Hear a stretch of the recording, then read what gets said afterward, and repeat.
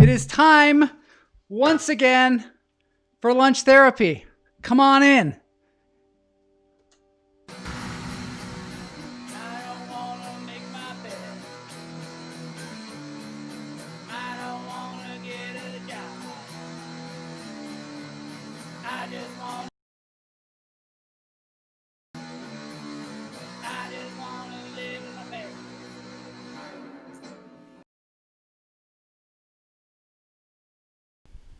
All right.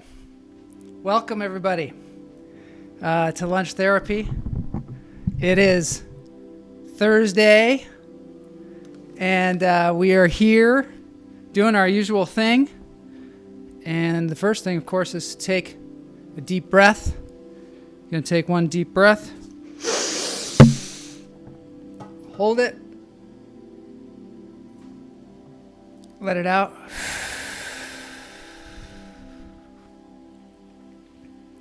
Feel your feet on the floor. Feel yourself present in this time. Taking another deep breath.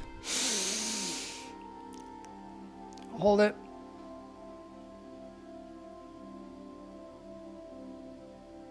Let it out. This time we're going to take a deep breath that gets into the back part of our lungs. Hi, Jerry Parton. It's great to see you. Hoy. Third breath. Take it in. Hold it. Let it out. Yeah, so here we are. This is a little bit of a space here to let everything go, relax the mind, have a little fun. That's what we're all about here. The first thing that we do at the beginning of the show is to find something kind of fun and relaxing. We've been doing a lot on hummingbirds lately. Hummingbirds. I'd say this is probably Hummingbird Week because there's the whole hummingbird, I don't know, contingency, I guess. The story is I used some hummingbird footage and I was on Facebook and they banned me from Facebook for 4 days. So now we're just trying to get as much of our own personal footage as possible of hummingbirds. Hi, Bob Royce. Great to see you. Okay, now we're going to go into Gunnell's hummingbird extravaganza. He's really upped his game. He has upped his game. There are 2 hummingbird feeders.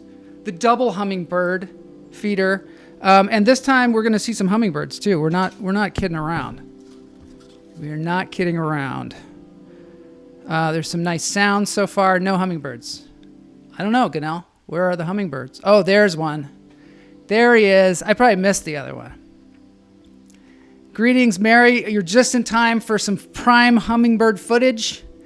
Almost seems like yesterday, except there's something different. There's a double hummingbird feeder. Oh my God, the hummers at our place are crazy. We're having to fill up our 4 feeders every day. Thank you, Amanda Freed, for joining in on that because we're not getting any hummingbirds. We have hummingbirds in our yard. We put up a hummingbird feeder. Nothing. Haven't gotten anything. Hey, Big Pans 99. Hello. All caps. Great to see you. I love it. Okay, there's another one. Oh no. See, you never know. You never know what's going to happen in the chat room. So you have to be, especially on Twitch, because you have to be careful about that because you never know what they're going to say. It's an unruly bunch, but fun. This is great. Cut hair. We're going to get to that. Big J Huds. We're going to be talking about that for sure on this show because that's the title of the show. Should I cut my hair? And Gunnell says, no, don't cut hair. Yeah, so we got 2 votes.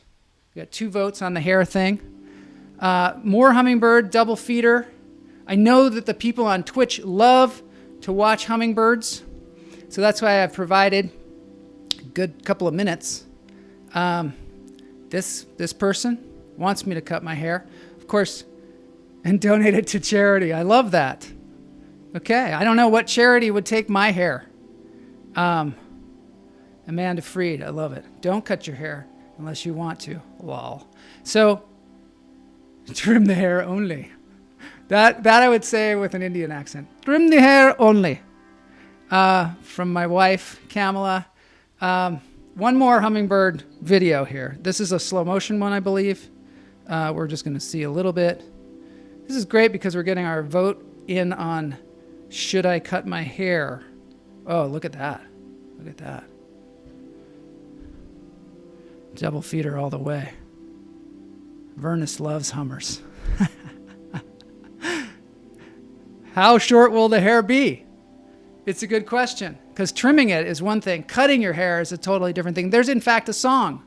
I believe there's a song, Crosby, Stills, and Nash, maybe. Should I cut my hair?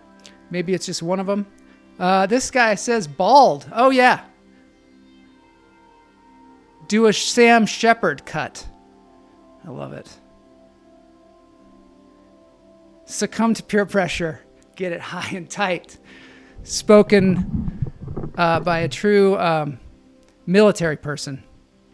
Are you cutting it yourself? That's a good question. So that's the big question a lot of people have these days is like, because it seems like it was a huge dilemma. Almost cut my hair. That's the name of the song. David Crosby. Big Pan says, cut the hair. I love this. All right. So that's some really good input. Got the lunch therapy shirt on here. You can see the actual one. It's more fun with the effect, though. So this is very nice of you. Kamala's going to trim it. David Crosby. Sven, all the way from Belgium. David Crosby almost cut my hair. Cut the hair. I don't trust my wife to cut my hair. I don't even trust her to brush my hair most of the time. She has her own ideas. Maybe a Hummer can do it. I don't know, Vertus. Sven de Kock. See, there's somebody on Twitch is a big Sven de Kock fan. All the way from Belgium. Yeah, Mulva tried to cut Nell's hair with questionable results. So that's all I have to say. I'm going to say good things about Mulva later on today, who's also one of our viewers who gave me a great idea yesterday, and it has been executed. Have Kamala cut it. Never would do that. Okay, so now I've got one more animal thing for you guys because it's just great. This thing is just great. I found this this morning, and I couldn't help but share it with you guys. It's a little thing on elephants. I know that people in the Twitch room are going to love this because they love watching little baby elephants fall. They love watching things fall over. They love watching hair fall off your head. I love it when this... That's right. Gunnell is Stretch Armstrong. It's very astute. There, Sue Pascal. It's great to see everybody here today on a Thursday, watching some elephants. It's really awesome. Vernus, you can do whatever you want while watching lunch therapy. Whatever you want. You could cut your hair even. Look at this. Look at this elephant. It's like, when I didn't know elephants had this much personality. It's almost like, it's like a dog. And this is from the Paws Animal Rescue in Ireland. I don't know. If you want to send them some money, do it. This guy, I do like your picture. Oh my gosh, elephants are so cute. All right, good. You guys like the elephants too. That's Gunnell responding to Sue. Yes, very sexy little Mark. No, I'm not sure what that is. Look at this guy playing the piano, and then the elephant is dancing and plays the piano as well. We can't hear it, but I'm sure he's very good. I want to move to Ireland. I'm doubtful whether this is actually in Ireland, but maybe this is the Paws Rescue in Ireland. They're rescuing a bunch of elephants. This lady's like getting squashed by an elephant. This is my cousin John. Lisa cut my hair, and now I realize I never have to pay again. So I guess, that's a vote for having your wife cut your hair, I guess. All right, so that was too cute. And I talked through the whole thing about my hair. But anyway, those elephants, I love that. I love elephants. I've always loved elephants. I have always loved elephants ever since that joke. There's a joke. Ever since that joke, it's how do ducks put out forest fires? They stamp them out with their feet. No, that's not it. Why do ducks have webbed feet? That's it. Why do ducks have webbed feet? To stamp out forest fires, right? And why do elephants have flat feet? To stamp out burning ducks. That's a joke. I'm not responsible. You got any grapes? It's a callback. In comedy, they call that a callback. It's kind of a long callback because it's callback to many previous shows. And of course, Ganel, who is an avid watcher of Lunch Therapy, understands the grape joke. Welcome to all the new watchers of Lunch Therapy, because we've been having a lot of fun this week. I think we learned some stuff. I learned some stuff. I'm learning something today. Well, after the double bird feeder, I'm going to go back to yesterday. For those of you who missed it, we talked about the double rainbow, and Ganel took a picture of an actual double rainbow. And then, of course, we listened to Paul Vasquez. Whoa, that's a full rainbow. And his response to his double rainbow. Double rainbow. Oh my God. It's a double rainbow all the way. Whoa. Which is awesome. Whoa, man. Oh yeah, Twitchers follow. Whoa. Double rainbow. I mean, it's incredible, really. Whoa. Oh my. So he got so excited about that. And then later on in the show, I was showing you these guys. I'm showing you my clips from when I was on The New Adventures of Robin Hood. Many of you remember that. For those of you that weren't here yesterday, here's some clips. They were in French because I couldn't find the show in English. I only found German or English. But Mulva had a fantastic idea, and it's this, combining the two, the Rainbow Guy and the Robin Hood show. And this is the result. Et un amour peut ressusciter ceux dont l'âme est pure. Je t'aime, William. Whoa, that's a full rainbow. All the way. Double rainbow. Oh my God. It's a double rainbow all the way. Whoa, that's so intense. Double rainbow all the way across the sky. Whoa, man. It's starting to even look like a triple rainbow. Whoa! Oh my God! Oh my God! Oh my God! Woo! Oh my! Wow! Woo! Yeah!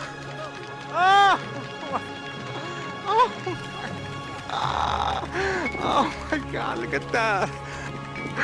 Oh, my front yard.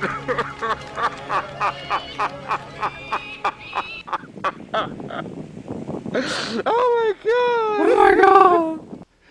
That was a tribute to Mr. Paul Vasquez, who is passed on now. His experience of a rainbow and then mixing that together, it was brilliant, Mulva. I wish Mulva was here. I don't think she's here, but hopefully she'll watch the replay of the show. Because, I mean, it's such a great, I guess that's a mashup. Is that a mashup? It was amazing, wasn't it? Oh, God, I'm going to put that, I'll put that somewhere like as a lunch therapy bite just to enjoy some when, when I'm feeling low. So I wanted to, I'm still like giddy over that. That was the double rainbow, the double hummingbird feeder and the double rainbow in the same day. It's like, makes me want to paint my toenails red. That's right. It's such a tearjerker. Oh, You're right, Paul. We got the Texas contingency here. So great to see both of you. Oh my God. It's, we got Kelly and we got Paul and we got Sue Pascal, who I believe is also in Texas. So there's some, I got the star on my shirt. We got Seattle people. We got a Belgian person. We got people in Texas. Oh, it's a good Thursday, right?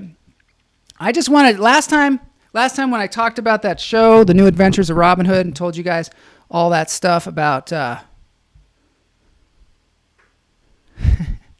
all that stuff. I get distracted by this. It's fun, and I love it because you guys are as much a part of the show as I am, and it's just a whole lot of fun to be here with you guys. So one thing I didn't tell you guys about is in that show, I was in The New Adventures of Robin Hood. There was a guy who played Robin Hood, right? And his name is Matthew Peretta, and I just wanted to mention this guy because he is the coolest guy. I don't know. I mean, I knew him briefly in that time period. He was in Robin Hood Men in Tights. And that's, I think, what led to his job in The New Adventures of Robin Hood, where he played Robin Hood for several seasons. And one of the things that was inspirational about this guy is he would always say, like when things were just crazy, when things were crazy on the set, and like it didn't look like they were going to get their day or whatever, he would always say, it's all going very well. It's all going very well. And it wasn't in that kind of delusional sense that some people say things like that. It wasn't like insane, but it was grounded in the moment. And he had this calmness about him. And I think that that's what happens on a set. If any of you guys have been on a set before or been in a group of people, a lot of people trying to accomplish a task, is there's usually a leader. A leader kind of shows up. And it's not necessary. A lot of times on these shows, it's the lead actor who has to kind of set the tone for the thing and because otherwise it gets real, it can get real negative, when people can be real complainers and stuff like that. And I think that's true about workplaces and everywhere. And he would always say, it's all going very well. And another thing he said to me one time is he said, I was just about to like shoot a scene and I was kind of stressing out. And he goes, you know what? It's not as hard as you think. I think that's another word of wisdom. It's another part of our language here on the show. It's not as hard as you think. We have the same hair. It's a very good point. We're back to the hair thing. And should I cut my hair? Michael Hansen moved back to Washington. Moved back to Washington, I believe, after 20 years in Texas. Yes, that counts. I believe that counts. I think the Texas contingency will be with you on that. For sure. Okay, now back to the should I... Don't touch your face so much. I'm starting to get drunk. There's a drinking game at Lunch Therapy. You drink kombucha, and every time I touch my face, you have to drink. So back to should I cut my hair? I had a dream last night, and it involved Seth Rogen. And it wasn't a sexual fantasy dream with sex Rogen. It was a dream, a weird dream where we were both like at the doctor's office, like in the waiting room or something. And I started talking to him. He told me how much he loved Lunch Therapy, of course. And then I told him, how much I enjoyed, his work in the movies. And he said to me, I got a great idea for a movie. We should do a movie where there's, those apps that make up excuses for you? And I was like, I don't know. I never heard of that before. And he said, yeah, so there's these apps that make up excuses for you. So imagine, and then, I don't know, he had to go because the doctor came and he had to go into the doctor's office. So I never really heard what the premise was. But you ever do that? You have a dream and then you wake up and you're like, I don't know anything about apps, about excuses. I'm sure it's some psychological connection to like my own excuses, possibly. But what did I do? I got on the old iPhone and I went to the App Store to see, is there an app for excuses?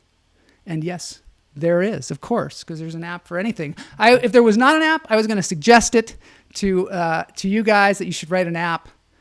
I don't think it's a very useful thing. So here it is. It's called Curved. Gives you the power to create your own reality.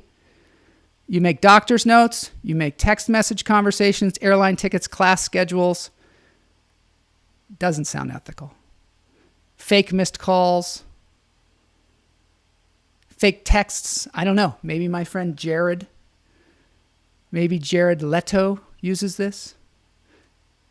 Message and data rates will apply. May apply. I don't know. I got it. Plane tickets, excuse apps. Then there's another one that just has plain old excuses. And they have categories. I went to get my eyes tested. My computer froze. Maybe they should roll the kernel, right? Parents' anniversary. It's like a sociopath in your pocket. That should be their slogan. Curved. It's like a sociopath in your pocket. Can't make up your own sociopathic lies? There's an app for that. So I don't know what that dream means. It has nothing to do with cutting your hair. Seth Rogen didn't say, hey, Joel, you should cut your hair. Or, hey, Joel, you shouldn't cut your hair. When I think of myself, do you guys have a picture? You know, have you ever, maybe they do, this kind of happens on the dating apps, I think, where people put a picture of themselves, and instead of a picture of themselves as they are every day, there's a picture of kind of how they see themselves. You can really kind of learn something about a person if you ask them, hey, give me a picture of yourself. So in my mind, when I think of myself, you know, your higher self or your identity, I think of this picture, and, you know, it's a long time ago. This is a picture of me and my friend Jeff Lohman. We're at the Ballard Locks, and it was a pretty tumultuous time in my life. I had come back through Seattle. I think my parents were pretty upset with me because I wasn't living up to my expectations. I had been off in the Berkshires playing Romeo, and Jeff was there. Jeff happened to be there. Jeff travels all over the world, as many of you know. We happened to be there at the same time, and we went to the Ballard Locks, and we watched the fish come up the fish ladder. And I just remember it being just a great day, you know, just a great day. And long hair, you know, I didn't cut my hair then, and it was super long. Part of the reason that I think my parents were like, what's wrong with this guy? He's got a problem. When I came back from the Robin Hood thing that I was telling you about earlier, of course, with the double rainbow, I was working at a law firm, and I felt like I had this really long hair, and I just felt like I had to fit in. And looks like I'm channeling Jared Leto's cult into the future. I know. I think you're right. Grow it out. Let the Hummers nest in it. Yeah.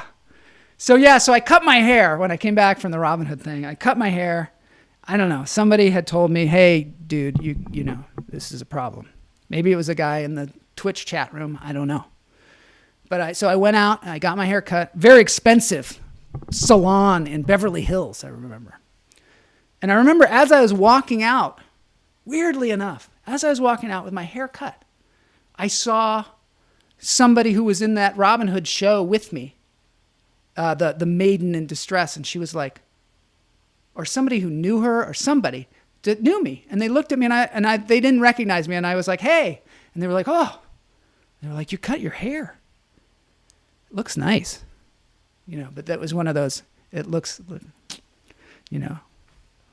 nice. So I'm feeling sort of like, oh no. I immediately was like, oh no, this feels weird. And you know that feeling, I get that. So I'm walking down the street and I'm still trying to mess with my hair, you know, but it's not there anymore. Next day I go back to that law firm and I'm sitting there and this lawyer comes in and, you know, I'm thinking now I fit in at this law firm where I'm temping. And this lawyer comes in and he walks by and he's like, dude, what did you do? He was so like livid. He's like, why did you do that? Oh man. It's like I had ruined his like fantasy of how I was living. Sven, friends with Jeff Lohman. It is a great picture with Jeff. It was a great moment, I think. So later on, I let it grow out again. I was being an extra. I was being an extra in a movie called Norma Jean in Maryland. It was about Marilyn Monroe. It was Mira Sorvino and Ashley Judd and Josh Charles. And I was there, and I was just trying not to cut my hair because the thing was set in a particular period, Marilyn Monroe, the 50s. And I was like hiding because they said, you have to go over there and get your hair cut. And I was like hiding around in the trailers. I'm hiding around. And all of a sudden some like person, like PA or somebody or AD starts coming at me. And I'm like, I'm caught. And they said, how tall are you? And I'm like, 5'11". Do you want to be a stand-in? And I said, do I have to cut my hair? And they said, no. So then I went and I was a stand-in for Josh Charles on this movie, and it was the way I got my Screen Actors Guild card. Thank you. That's how it happened. You guys always wondered, I'm sure, how did this guy get his Screen Actors Guild card? This is a Me Too story. Yeah, when the person's coming at me, they're like, how tall are you? I don't know. I guess that's it. I know. You're talking about what actually happened later on. It was sort of a Me Too story. What happened was, so I'm this stand-in. I learned so much about movie making being a stand-in, and it was, it paid. And I was on this thing for like a couple of months or a month or something like that. Yeah, that's what you're talking about. So we're going to go there. So it's not like a horrible Me Too story, but one day we were at the hotel in Hollywood. I want to say the Roosevelt Hotel. And they had the whole pool there, and we were supposed to shoot it. They were shooting a scene in the pool. It was like Marilyn and Josh Charles and Ashley Judd, and they're supposed to be in the pool, and they've heated the pool so it's like a hot tub, and there's so much steam coming off of it. And they're like, and I'm just thinking, oh my God, do I have to do the stand-in the pool? And somebody came up to me, same PA or AD or whatever, came up and said, here's your bathing suit. And, I was terrified at the idea. So what I did is I got the bathing suit and I went into they put me in a hotel room and they're like, here, this is where you got to change. So I'm like changing into the bathing suit. I'm looking in the mirror just going, oh my God, I didn't know that I was going to be like in front of all these people, with my shirt off. And I'm panicking about that. And I'm looking in the mirror and I've got the swim trunks on. I'm looking in the mirror. You know how you do when you're just like, am I going to survive this? And I'm looking at it. And all of a sudden, one of the PAs accidentally opened the door. And they were like, oh, my God. And I was like, oh, my God. And they were just horrified because they had walked in on me changing. So then I go out there, and I'm feeling all self-conscious. And I'm in my bathing suit. And here comes Ashley Judd. Ashley Judd comes up to me. And then Josh Charles was there, and I mean, they were super gracious to me and everything. But Ashley, and this is in this time period, which I guess is in the 90s. She says, Josh, how does it feel to have your stand-in be better looking than you are? Yeah. So that felt kind of good, but I'm, as Ganell says, I'm not a fan of naked. So it actually, Klahia flashbacks, that was where we used to swim on the swim team. Exactly. And so, so that all of a sudden turned from me being horribly embarrassed to now me feeling like some kind of, being modest in a different way. And Josh Charles, any other actor that would have been my last day. They'd be like, get this guy out of here. But Josh Charles, I don't know if you know who this guy is, but he's an actor that I use in The Good Wife, Sports Night. To his credit, I didn't get fired. In fact, he and I went out for drinks. I know. Anyway, did not cut my hair, got a job. Did not cut my hair, got a job. Same with the Robin Hood thing. If they would have called, I don't know. Maybe I wouldn't have gotten the job. So then, later on, I meet this casting director at Fox Studios. And he says to me, you got to cut your hair, man. You can't. You're just so out. You were like some kind of weird hippie. You can't. You got to cut your hair. And so, I mean, it was kind of worth it. It would have been worth it. Because I auditioned for this movie called Office Space. I'm sure some of you have heard of it. At the Red Stapler and everything. And I was auditioning for he had me audition for the lead for this thing. And it was hilarious. A lot of you have seen the movie. If you haven't, go out and see Office Space because it is hilarious. It's written by the Mike Judge, who wrote Beavis and Butthead, among many other things. Anyway, I cut my hair for the audition, I think. I think I cut my hair for the audition. Yeah. Love that movie. It is such a great movie. Yeah. Needless to say, I did not get the part. But about a week later, I got a phone call. And it was somebody that said, "Do you still have long hair?" And I was like, "No, who is this?" And they're like, "Oh, it's Being John Malkovich. Bye." Click. And they hung up. And I don't know if you guys know, but John Malkovich is one of my favorite actors, right? And I moved to Chicago probably because of this guy. There's a hilarious picture of me. I don't have it here right now. At Steppenwolf, and I'm like behind John Malkovich, and I'm looking at him. And so the next day, I'm in this play, and this guy came up to me, and he goes, "Joel, I saw you in Chicago Magazine." And I'm like, "You did?" And they're like, "Yeah, with John Malkovich." I'm like, "Really?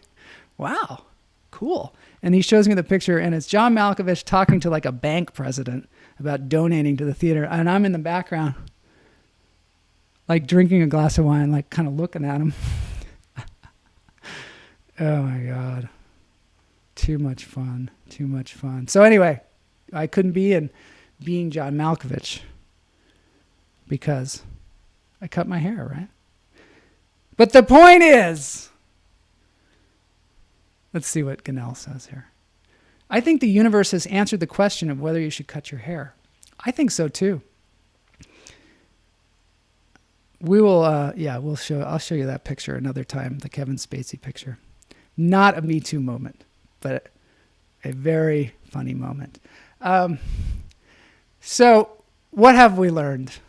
I think the point of this whole story is be yourself. Doesn't mean like have short hair, have long hair, have anything, but just be yourself. Just listen to yourself, right? Be true to yourself. There it is. Be true to yourself. What else have we learned this week? Chat room. For those of you who have been here a lot of time this week, what else did we learn? Oh, no. Anybody? I've got another one while I'm waiting for the chat room. Long-haired freaky people need not apply. Another song reference. That's awesome. It's great to see Mike Hansen here. It's so cool. I think we've learned that Twitchers like Hummers and elephants. Yeah, because they leave immediately when I start showing them. Take the sandwich. Thank you. That is what we learned yesterday. Take the sandwich. Mary is on the ball as usual. Ben. Oh, it's cool to be in a band. Yes, it is cool to be in a band. Get up 30 minutes earlier. Ben. Australia is in the house. Ben Gervich is in the house. Joel is Samson. Right. Samson, he cut his hair, loses all his power. I think that might be true about me. I don't know. We'll have to see if there's any contrary evidence to that.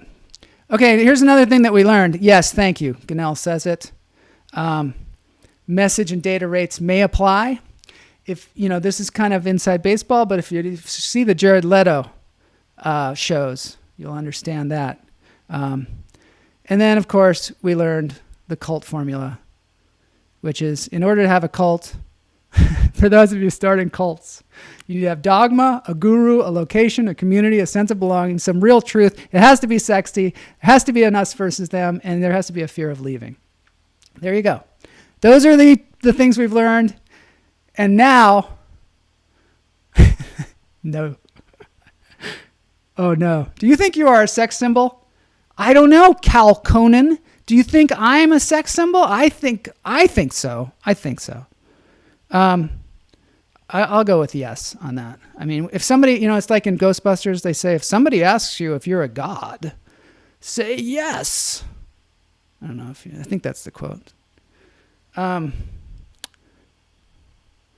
just going to go for this. I don't know what this is, but I love having a Twitch person there. Do you listen to Orange Caramel by, see, I wish I knew what it meant. Maybe somebody can explain it to me, but thank you for participating. Have you ever done magic? Yes. Thank you for asking. I've done it on the show sometimes, and I do enjoy it. Thank you for asking. Now, we're moving into one last thing. Of course, it is, yes, please follow me on Twitch. One last thing. It's, of course, Dance Break. 8-year-old playing the drums. That's what we're going to watch today. 8-year-old playing the drums. Let's get to it.